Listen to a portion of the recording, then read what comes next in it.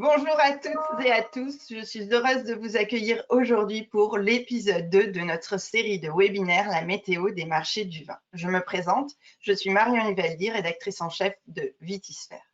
Nous approchons de la fin de cette année 2020 qui n'aura ressemblé à aucune autre. Une année difficile pour vous tous, une année durant laquelle vous vous êtes démenés. L'export français a connu des temps difficiles et vous pourrez prendre connaissance des chiffres export sur 9 mois dès la fin de ce webinaire sur Vitisphère. L'heure est au bilan, mais aussi aux perspectives. Et ce webinaire est là pour vous en donner et vous proposer des pistes pour activer votre relance. À travers notre météo des marchés du vin, réalisée en partenariat avec Business France, nous ferons le point sur l'évolution des tendances des grands marchés internationaux en novembre. Puis, nous accueillerons un opérateur sur le marché chinois. Il a de nombreuses choses à vous dire et est plutôt optimiste. Une vision qui, j'espère, vous enrichira et vous aidera à travailler sur votre activité export. Mais avant de commencer, nous allons prendre 3 minutes pour faire les traditionnelles présentations. Vous pouvez nous dire qui vous êtes, où vous travaillez, ce qui vous a motivé à participer à ce webinaire. Pour ce faire, utilisez la console qui se situe à droite de votre écran et cliquez sur l'outil Questions. Pour ceux qui ont des difficultés, sachez qu'Anna est là pour vous aider. Merci Anna. N'hésitez pas à lui faire part de vos difficultés. Elle vous aidera par écrit à avoir le son et l'image. Alors, qui est là aujourd'hui? Bon, les habitués, Pascal Gendre et Joost van der Herve nous disent tous les deux bonjour. Bonjour Nathalie Martin, conseillère vin et spiritueux. Qui d'autre se lance? Jim Barbeau, bonjour Jim. Bonjour Igor, Léao. Thibaut Rivet, bonjour. N'hésitez pas à nous en dire un petit peu plus sur vous. Bonjour Valère Verdilen, vous travaillez dans l'export. Bonjour Yann Lucas, vous êtes viticulteur en Provence. Bonjour Birte Janssen, vous êtes journaliste indépendante. Bonjour à Valère Verunden, vous êtes négociant spécialisé en vin bio, vous nous précisez ça. Thomas Forter, vous êtes des cognacs de Charleville Frères. Bonjour Jérôme Villaret, vous me dites bonjour, c'est gentil. Comment va le Languedoc? Bonjour Baptistelle Laurent de l'appellation Gaillac, Marie-Carmen Benivades, vous êtes responsable commercial France et Export. Manon Bloch, vous êtes étudiante en master commerce spécialisé international du vin, bienvenue. Camille Verger, vous êtes sommelière à Paris à la recherche d'un emploi. S'il y a quelqu'un qui veut employer une sommelière, Camille est là. Jean-Denis Aurouze, vous êtes producteur en Provence au domaine La Martinette. Bien, je pense que tout le monde est en place et opérationnel et tout le monde est bien installé. Alors c'est parti. Et tout d'abord, un petit mot de remerciement pour les partenaires de ce webinaire. Merci au Comité Champagne, aux AOC du Languedoc et IGP Sud de France, au Code de Bordeaux et à tous les autres d'être en relais de ces webinaires. Et sans plus attendre, j'accueille Adrien Boussard, conseiller Business France, qui va vous présenter la météo des marchés du vin. Il fera également un petit focus sur une catégorie de vin qui semble bénéficier du contexte actuel. Puis, ce sera le tour de Jean-Marie Pratt, sommelier conseil et partenaire de la société d'importation Libère en Chine, qui a aussi des bureaux à Hong Kong et Macao. Ensuite, ce sera votre tour de poser vos questions. Pour cela, vous pouvez le faire soit par écrit, soit par oral, grâce à 2 outils dédiés sur la console qui se situent à droite de votre écran. Pour les questions écrites, ouvrez la console en cliquant sur la flèche. Tapez votre question, indiquez éventuellement à qui elle s'adresse et envoyez. Je me chargerai de les poser, éventuellement de regrouper les questions qui portent sur un même sujet. Pour les questions orales, cliquez sur la main. Quand le voyant devient vert, la parole est à vous. Si vous cliquez par erreur sur la main, s'il vous plaît, recliquez dessus pour désactiver la demande. Ça m'évitera de vous donner la parole et que vous n'ayez rien à dire. Voilà pour ce qui est de notre mode de fonctionnement aujourd'hui. Je voulais également vous dire que la présentation qui s'affiche sur votre écran est téléchargeable dès à présent. Alors, vous pouvez cliquer tout de suite. Mais passons sans plus attendre à la météo des marchés. Alors Adrien, quel temps fait-il aujourd'hui sur les marchés internationaux du vin? Eh bien, bonjour Marion, merci pour cette belle introduction et bonjour à tous les participants qui sont avec nous aujourd'hui. Donc, on va essayer d'être synthétique et rapide parce qu'on a beaucoup de choses à dire. Donc, effectivement, par rapport au mois dernier, au mois d'octobre, pour ceux qui étaient là, il y a eu quelques évolutions sur les marchés. Donc, au niveau des Amériques, pour commencer, donc, il n'y a pas eu de changement des notes. On les catégorisait de 1, 2 et 3. Donc, 1, c'est la couleur jaune, 2, orange et 3, rouge. Donc, 1, le moins impacté et 3, le plus impacté. Donc, les USA restent actuellement fortement impactés avec de nombreux États toujours confinés. Du côté du Canada, ça reste au même niveau que le mois dernier. Par contre, il faut noter que la région de Toronto a reconfiné sa population, donc avec un CHR qui est fermé malheureusement. Les monopoles restent ouverts avec la vente à emporter qui est autorisée. Le reconfinement a eu lieu le 23 novembre notamment. Les autres provinces ne sont pas confinées. Du côté du Brésil, il y a des disparités régionales, mais il y a une reprise progressive des activités économiques. Et il y a quand même des difficultés d'importation au niveau logistique, notamment des containers qui peuvent être bloqués dans les ports. Donc, il y a plusieurs importateurs, distributeurs qui se retrouvent avec des vins bloqués au port. Du côté de l'Europe, c'est sans doute ici que la seconde vague a eu le plus d'impact, notamment avec l'Allemagne, les Pays-Bas et la Pologne qui repasse en niveau 3 avec une fermeture malheureusement du CHR, donc l'Allemagne depuis 2 novembre, les Pays-Bas depuis le 14 octobre et la Pologne le 24 novembre. Le UK reste également en niveau 3 avec notamment un reconfinement depuis le 5 novembre jusqu'au 3 décembre. Je crois qu'il a été légèrement prolongé. L'Ukraine également passe en niveau 2, c'était en niveau 1 avant. Voilà, bon, les animations apparaissent un petit peu plus tardivement. Donc, l'Ukraine passe en niveau 2 parce qu'il y a un reconfinement forcé les week-ends, notamment avec fermeture du CHR depuis le 11 novembre jusqu'au 30 novembre pour le mois dernier. L'Espagne, qui était très fortement impactée, est repassée en niveau 2 du fait des stabilisations des cas en Catalogne avec la réouverture des bars et des restaurants depuis le 23 novembre.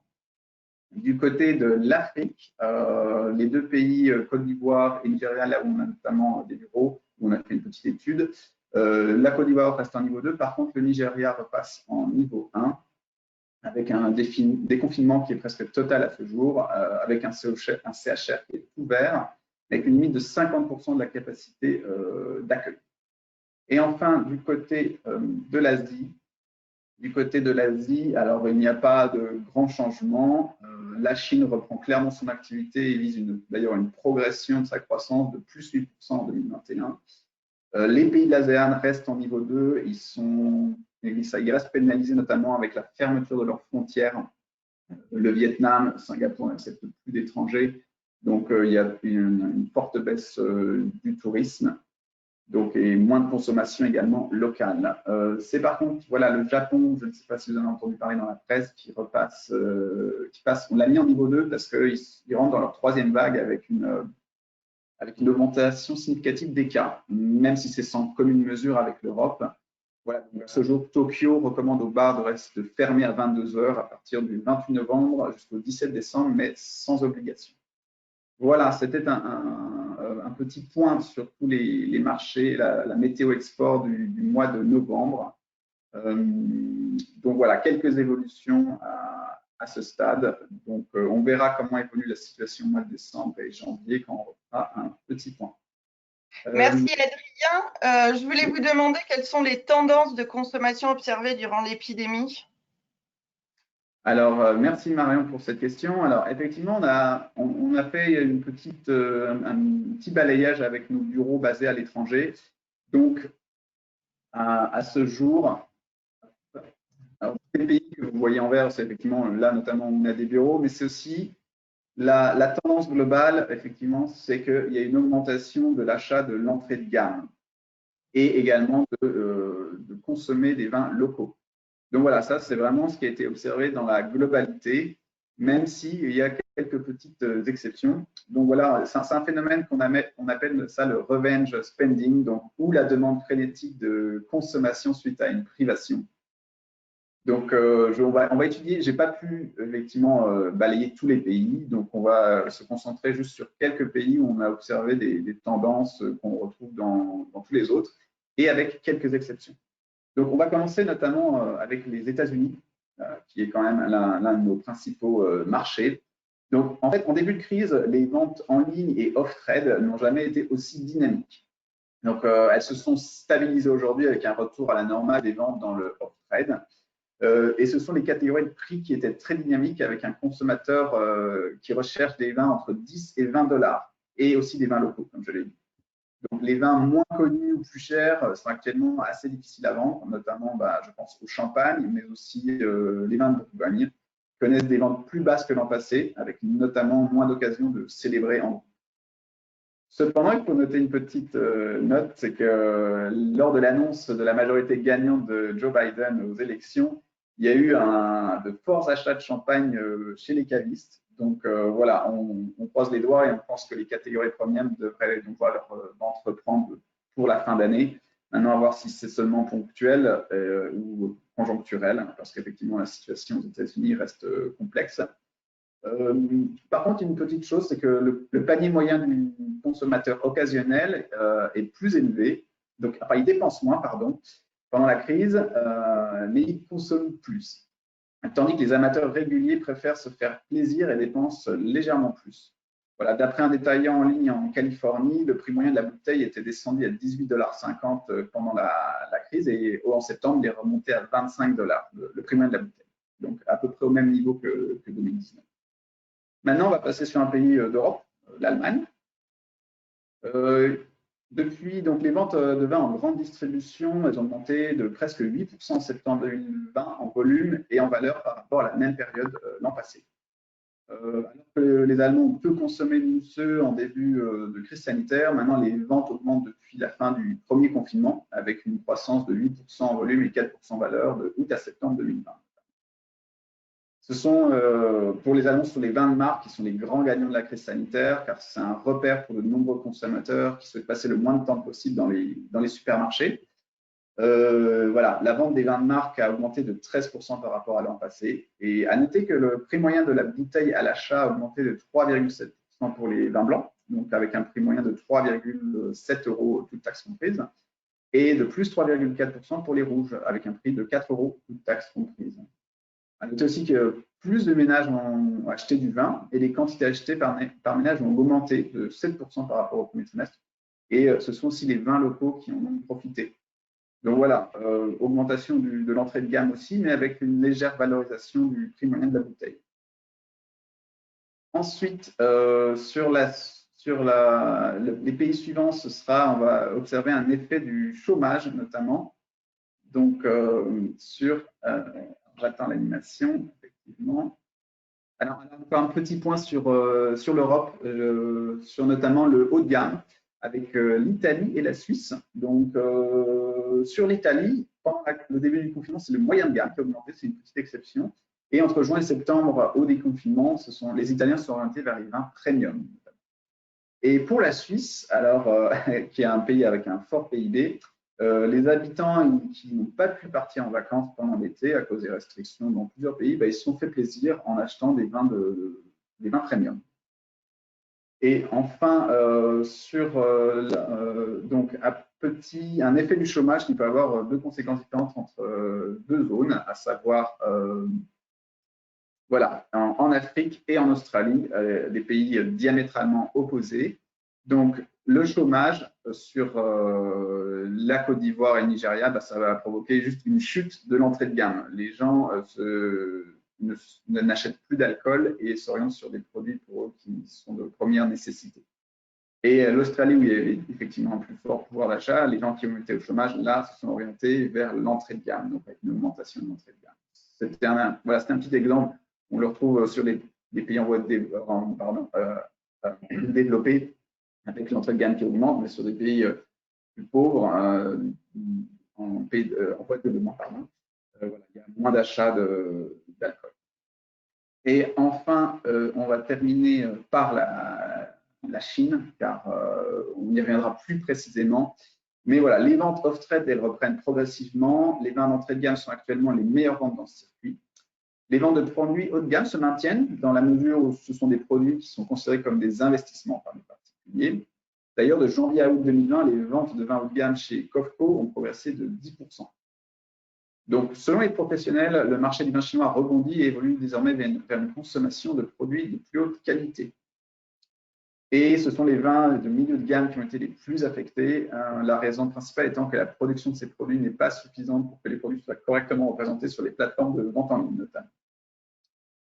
Voilà un petit point juste sur un autre pays d'Asie, c'est la Corée du Sud qui a extrêmement bien géré son confinement et mis à part les boîtes de nuit qui ont fermé où notamment les spiritueux n'ont pas été consommés, voilà, les vins n'ont pas été vraiment affectés. Un petit peu en début, mais globalement, c'est un pays avec beaucoup d'opportunités, avec beaucoup de croissance. Voilà, j'ai terminé très rapidement sur effectivement ce côté cette entrée de gamme qui a vraiment augmenté au détriment malheureusement des milieux de gamme qui sont un peu les perdants de cette crise sanitaire. Oui, merci pour ce focus très intéressant. Dans quelques instants, nous allons accueillir Monsieur Pratt qui va nous livrer sa vision sur le marché chinois. Mais avant, on va revoir un petit peu nos classiques avec les tendances macroéconomiques en Chine. Quelles sont les évolutions des importations, exportations vers la Chine, Adrien? Alors, pour ceux qui me connaissent peut-être, effectivement, je suis un peu l'expert statistique au sein du pôle vin spiritueux via Cidre à Paris. Donc, je sors souvent des statistiques régulières. Donc, voilà, on va faire un petit point sur les importations chinoises de vin en valeur sur 10 mois. Donc, les dates que vous voyez en dessous, donc 2011 à 2020, c'est vraiment sur la période de janvier à octobre pour avoir quelque chose de comparable. Donc, on va rester assez factuel. Effectivement, depuis 2018, il y a un ralentissement de la croissance des importations chinoises de vin. Entre 2018 et 2019, on était déjà à moins 12% sur la valeur. Et évidemment, sur 2020, il y a eu un fort ralentissement des importations. On est passé à moins 26% sur les importations globales. Petite précision, les chiffres que vous voyez dans les différentes barres, ce sont les parts de marché de chaque pays. Donc, l'Australie, depuis déjà 2019, est maintenant le premier fournisseur de vin en valeur en Chine. Donc, en 2019, il avait 35% de parts de marché. Et en 2020, il est passé à 42% de parts de marché, avec effectivement le Chili et la France qui perdent chacun 3 points de parts de marché. L'Italie et l'Espagne restent assez stables depuis plusieurs années, en fait, comme vous le voyez. Donc, voilà, vraiment, on perd des pertes de marché face aux Australiens. À noter qu'il y a eu des taxes qui ont été mises en place par le gouvernement chinois, notamment. Ce n'est pas une taxe, c'est un dépôt qu'il faut payer pour les vins australiens, qui sont de l'ordre de 100 à 200% en fonction du domaine. Je vous invite à lire un article sur Vitisphère qui détaille ces taxes. Est-ce que ce sera une opportunité pour les vins étrangers, enfin les vins autres qu'australiens? Nous le verrons bien dans les mois qui viennent, sachant quand même une taxe qui est très temporaire et qui dure seulement 4 mois, voire peut-être plus. Donc, sur la slide suivante, je vais vous montrer un petit point effectivement sur les exportations françaises vers la Chine. Donc là, vous voyez, là, ce sont les volumes, donc sur les différentes catégories et appellations. Donc, à ce stade, on n'a que les 9 mois 2020 des exportations françaises. Donc, les exportations globales de vin ont chuté de moins 40% au total, sur le total 20. En fonction des appellations, ces chutes sont plus ou moins fortes. Bordeaux est à moins 27%, c'est les premiers vins qui sont exportés en Chine. Les IGP sont à moins 51%, les vins de France à moins 52%. Ce sont les 3 premières appellations et ou catégories qui sont exportées en Chine en volume. Petite note, vous voyez que les volumes sont à moins 40% en direct vers la Chine, mais sur les importations chinoises, c'est un peu moindre. En fait, ça s'explique juste par le fait qu'il y a de la réexportation, notamment depuis Hong Kong et un petit peu Singapour, mais surtout Hong Kong. Donc la Chine prend en compte les importations vraiment l'origine produit, et là les exportations françaises prennent en compte juste les exportations directes, France vers Chine. On ne prend pas en compte les réexportations. On va faire un petit point sur la slide suivante avec les valeurs, les exportations françaises en valeur. Merci. Donc voilà, les exportations globales de vin en valeur vers la Chine sont à de 33% par rapport à la même période 2019. Donc voilà, la chute en valeur est moindre que la chute en volume, mais bon, ça reste de fortes chutes. Comme vous voyez, ce sont les vins de Bordeaux hein, dont la valeur est la plus, enfin, où les vins de Bordeaux représentent la plus forte part de marché en valeur vers la Chine. Dans tout ce que vous voyez, il y a un petit point qui est intéressant, ce sont alors aussi bien les champagnes ont chuté, alors que les autres mousseux, les autres vins mousseux, donc crémant, mousseux sans AOP, ont assez augmenté, notamment en volume on était à plus 13%, et là sur la valeur on est à plus 53%. Cependant, c'est à nuancer parce qu'en fait j'ai regardé dans le détail qu'est-ce qui était exporté dans les autres mousseux vers la Chine. Et ce sont notamment, en grande partie, c'est 80% des volumes des autres mousseux, ce sont des mousseux sans AOP, IGP et sans mention de cépage. Voilà, donc annoncer, à voir ce qu'il y a derrière ces exportations. Et enfin, je vais terminer par un indicateur que je trouve intéressant, c'est-à-dire on voit effectivement ces exportations qui ont toutes chuté. Par contre, sur la slide suivante, on va voir le prix moyen à l'export. Voilà, je voulais le prix moyen en euros par litre à l'export vers la Chine à 9 mois 2020. Voilà, ça vous donne une petite idée du prix export qui est, je pense, en prix on board. Donc voilà, le champagne est à 40 € par litre, et les autres mousseux à 4,40, les AOP tranquilles à 6,50 €, les IGP à 2,40 € et les vins de France à 1,90 €. Et tous ces prix ont augmenté par rapport à l'année dernière, avec des grosses augmentations sur les vins effervescents qui sont de plus 30%. Donc globalement, effectivement, nos exportations, elles ont chuté, hein, c'est pas une bonne nouvelle personne.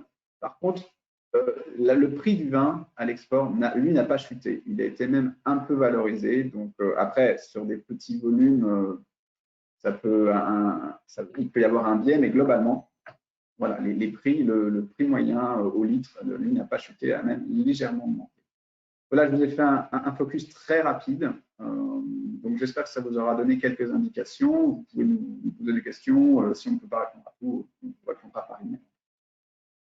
Merci beaucoup, Adrien, pour toutes ces informations. On voit le statisticien qui est en vous.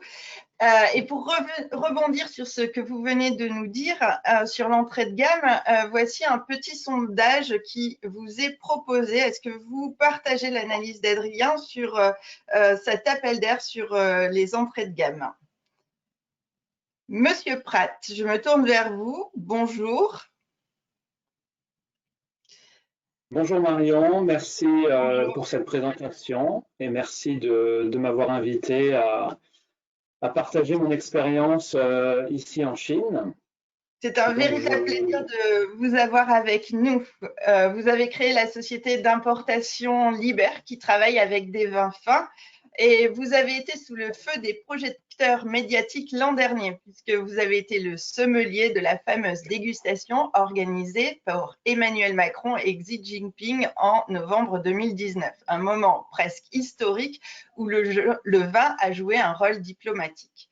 Depuis cette rencontre enthousiasmante pour les vins français, les choses ont bien changé et je voudrais que vous reveniez pour nous sur la consommation de vin en Chine durant l'année 2020. Très bien. Alors, je vous propose de parler brièvement de ma société. Comme ça va vous situer le segment du marché sur lequel je me suis spécialisé. Et je vais parler justement de cette partie-là du marché chinois. Donc notre société est en Chine populaire, Hong Kong et Macao, mais moi je suis à Shanghai et je m'occupe que de nos activités en Chine populaire. Donc je vais faire mon focus uniquement sur la Chine. Nous sommes importateurs, distributeurs de vins fins. On a une petite partie sommelier conseil que je gère moi-même et effectivement des fois des clients haut de gamme demandent les services d'un sommelier, c'est moi qui m'en occupe. Donc cette année compliquée hein, pour tout le monde, et on a une deuxième moitié d'année qui est très positive. Donc pour vous la faire un peu en résumé, Nouvel An chinois, c'était fin janvier, et c'est là où le Covid a démarré. Février, on était plus ou moins confinés un peu partout en Chine. Donc les restaurants, pour la majorité fermés, pas tous, mais pour la majorité, et donc très peu de vente de vin pour nous. Hein. En mars, un peu pareil, ça a un tout petit peu repris. Avril, un tout petit peu mieux, et on a commencé à avoir une reprise à partir du mois de mai. Mai, juin, un petit peu d'activité, et la vraie reprise est arrivée à partir du mois de juillet. Donc très bon été. On a vu un été juillet-août qui en général en Chine, sur mon marché à moi, en général juillet-août est calme parce que les expats rentrent chez eux, les Chinois partent en vacances. Donc en général l'été est calme, et là ça a été incroyable, ça a été beaucoup mieux que d'habitude, et des restaurants complets, des hôtels qui ont bien tourné, donc un été positif. Et on a continué comme ça sur septembre et octobre. Novembre, un petit peu calme, mais pas trop non plus. Et puis là, décembre est bien parti. Donc, on vise une très bonne fin d'année. Le Nouvel An chinois, la date du Nouvel An chinois décide toujours un peu de l'activité du marché. Donc là, on a un Nouvel An chinois qui tombe mi-février. Ce qui est bien, ça veut dire que le mois de janvier va être un mois de janvier complet, avec beaucoup d'activités, des dîners d'entreprise, des dîners entre amis. Donc, pour la consommation de vin, c'est très positif. Merci. Peut-être revenir sur les goûts des Chinois en matière de vin? Oui, bien sûr.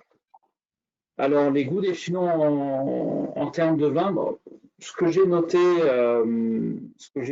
cette année,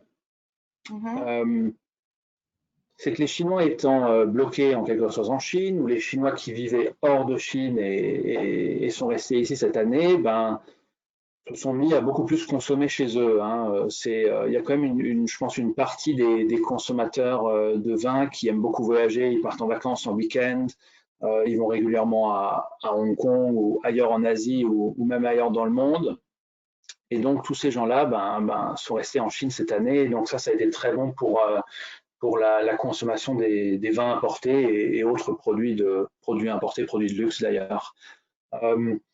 Il y a des différences de goût à travers le pays. Moi, je note que déjà au niveau des cuisines, au nord, c'est plutôt une cuisine assez riche, un peu salée. L'est, Shanghai, c'est plutôt fruits de mer, une cuisine un peu sucrée. À l'ouest, Chengdu, Chongqing, on va avoir des choses plus épicées.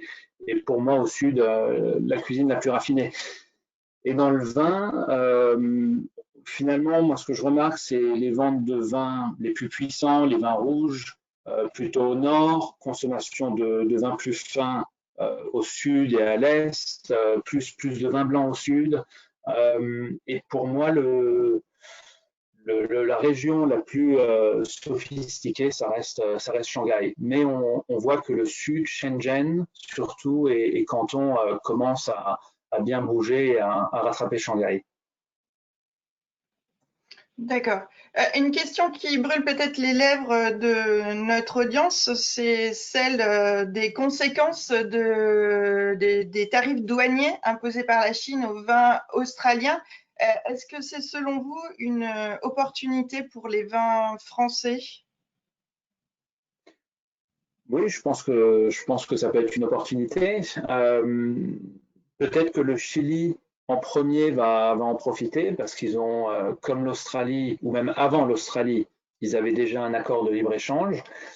Et l'Australie étant un pays du Nouveau Monde, bon, on va remplacer des vins du Nouveau Monde par d'autres vins du Nouveau Monde. Donc je crois que ça va être le choix de remplacement un peu facile, mais ça n'empêche pas que je pense qu'il y a des choses à faire pour les Français, notamment sur les vins rouges, sur des vins rouges un peu puissants. Donc je pense au Languedoc, au Roussillon, enfin tout le sud de la France.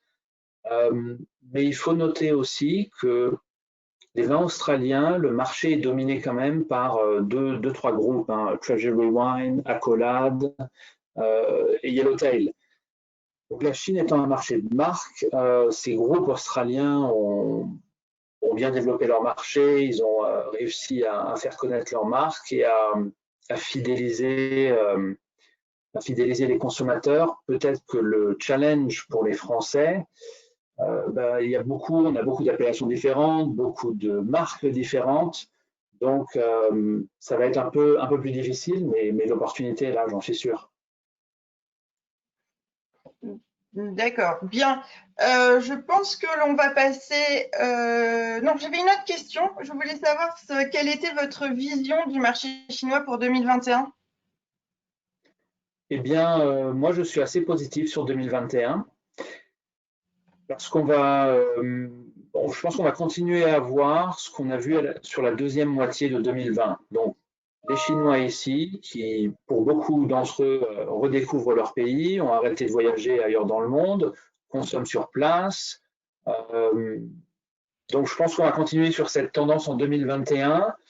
Quand les frontières vont rouvrir et que le voyage sera redevenu normal ou facile, on va peut-être voir des gens qui étaient impatients de voyager et tout le monde va quitter la Chine, mais je pense que ça ne va pas se faire du jour au lendemain, ça va être très progressif.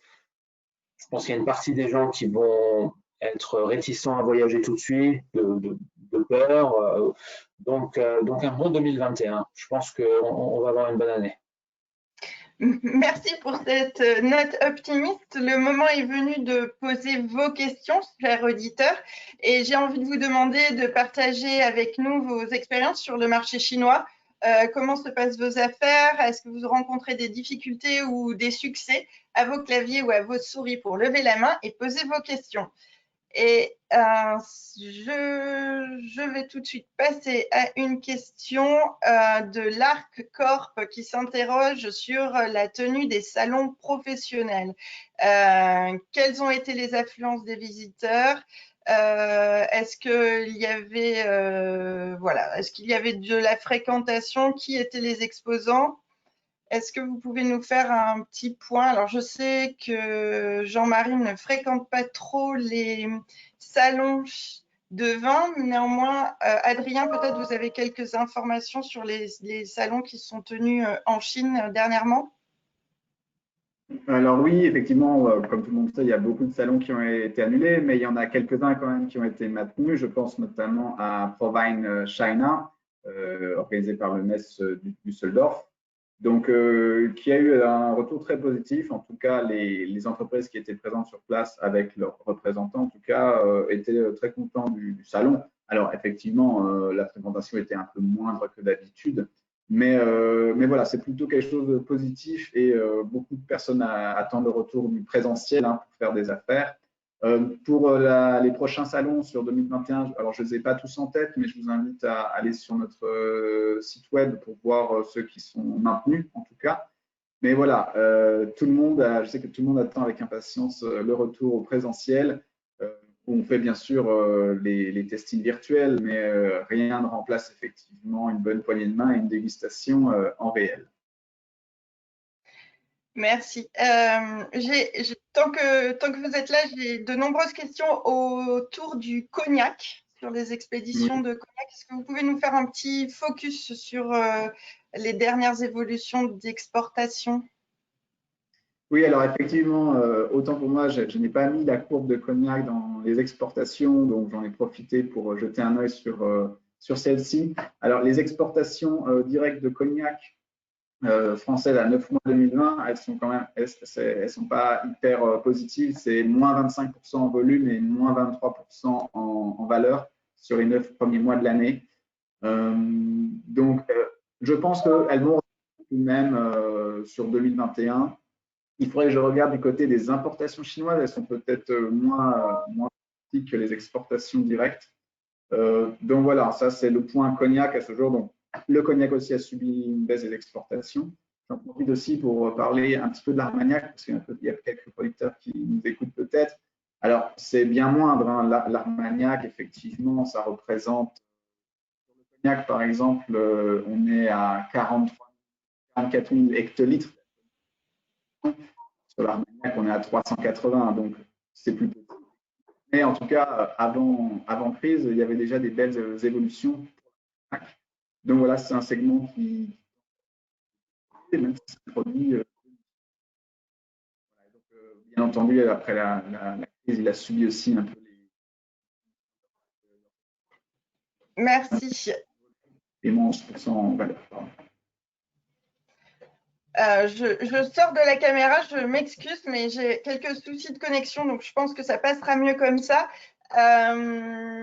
Nous avons une question de Jean-François Lé pour Jean-Marie Pratt. Je pense la tendance de développement de consommation des vins effervescents va-t-elle se confirmer en Chine selon vous? Eh bien, je l'espère parce que je représente une très belle marque de champagne. Mais plus sérieusement, oui, je pense que c'est quelque chose qui va continuer à se développer. Sur le champagne ou les vins effervescents, je connais mieux le champagne.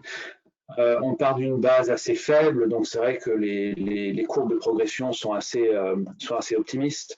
Mais oui, je trouve que cette année, le marché du champagne était plus dynamique en Chine, un intérêt des consommateurs vers des cuvées plus haut de gamme, un intérêt pour des marques moins connues, puisque un nouveau marché du champagne est toujours développé par 2, 3 ou 4 très grosses marques.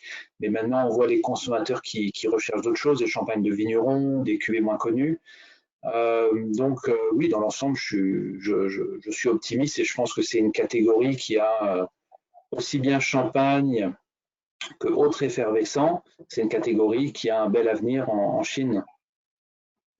Et une autre question qui vient d'un champenois, Vincent Perrin, mais qui concerne l'ensemble des vins français, c'est quel rôle doit jouer l'éducation au vin pour valoriser nos appellations?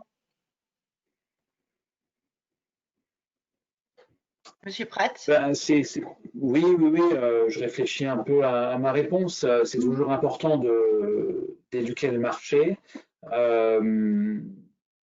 Mais après, faut pas faire trop compliqué. Je pense que des fois, les Italiens, c'est pareil. On a beaucoup d'appellations en France, on a beaucoup d'appellations en Italie, ou dans d'autres pays, et des fois, c'est un peu intimidant pour le nouveau consommateur chinois. Donc, c'est sûr qu'il y a un travail d'éducation à faire pour valoriser nos appellations. Un consommateur chinois, je pense, va faire un choix d'achat dans un restaurant ou online ou dans un magasin, soit parce qu'il connaît l'appellation, soit la marque, le producteur. Donc les deux sont très importants. Je pense que on prend en exemple le champagne, ça se développe bien parce qu'il n'y a qu'une seule appellation, et ça, je pense que c'est très positif et c'est plus facile à comprendre pour le consommateur. Et après, le consommateur peut choisir la marque qui lui convient. Quand on va dans des régions où il y a beaucoup plus d'appellations, bon, bah, c'est plus compliqué. Si on parle de la Bourgogne, il y a peut-être, je dirais, 5-6 appellations de village que les consommateurs chinois vont connaître pour ceux qui s'intéressent à la Bourgogne. Si on parle du Rhône, je vais vous dire, il y aura 2-3 appellations peut-être.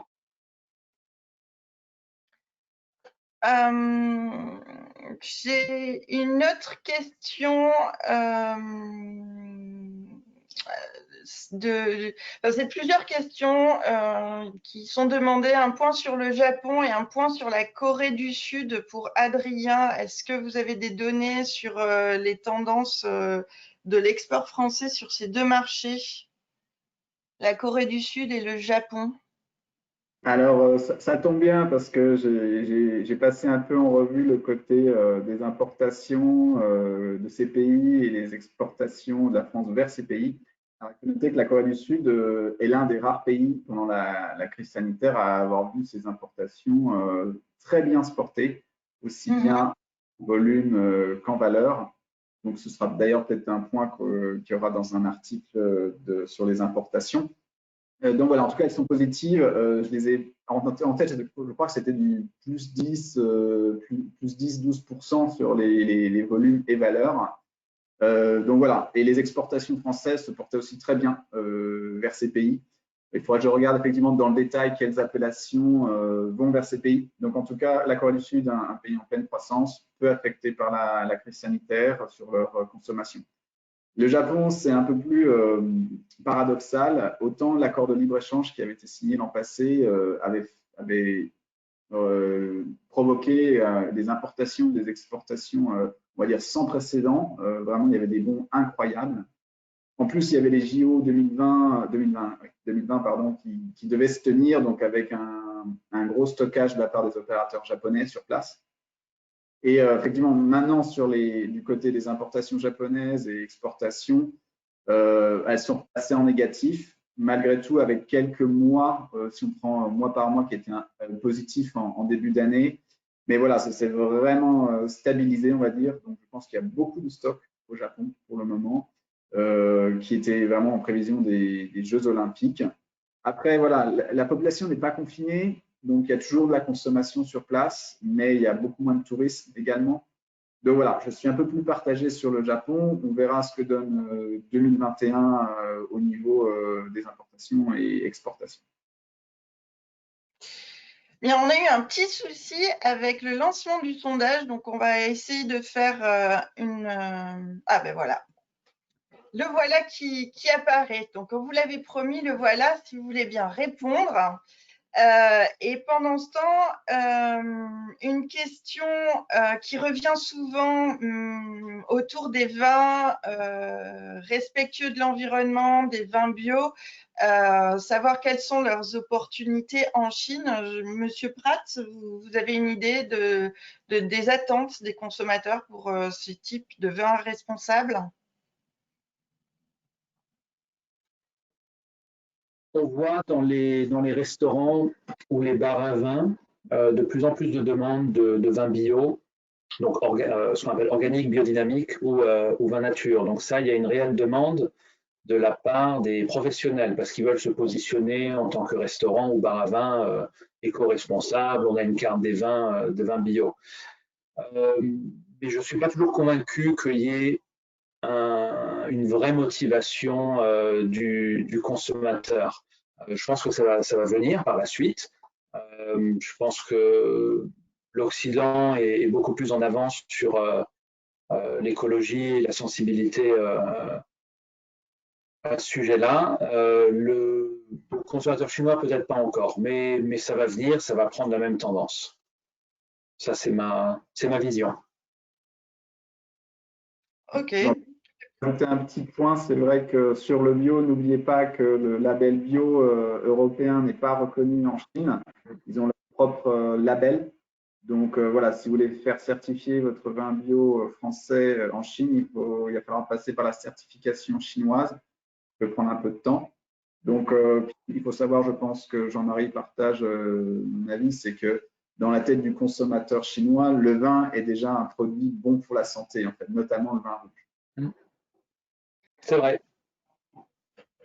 Merci beaucoup pour ces précisions. Le temps est venu de se quitter, de se séparer. Je voulais vous remercier, chers auditeurs, pour votre participation une nouvelle fois au top. Vous étiez un peu plus de 260 à suivre ce webinaire, un petit record. Merci également à Adrien et Jean-Marie pour la qualité des informations qu'ils ont partagées avec nous. La Chine est un pays fascinant qui regorge de ressources et d'opportunités commerciales. J'ai beaucoup appris avec vous et j'espère que vous aussi, chers auditeurs. Ce webinaire sera bien sûr disponible en replay sur Vitisphère. Vous pourrez ainsi le partager autour de vous et sur les réseaux sociaux et vous recevrez demain un lien pour le visionner à nouveau. Je vous rappelle également que la présentation est téléchargeable via la console. Je voulais aussi vous dire que vous êtes 85% à partager l'opinion de Adrien sur le développement de l'entrée de gamme. Donc Adrien, je pense que vous avez relayé une tendance qui se vit le jour dans les entreprises vitivinicoles françaises. En quittant ce webinaire, un questionnaire va vous être proposé. S'il vous plaît, prenez quelques minutes pour le remplir. Je sais que c'est un exercice un peu fastidieux, mais il est très important pour nous améliorer et surtout vous proposer des contenus utiles.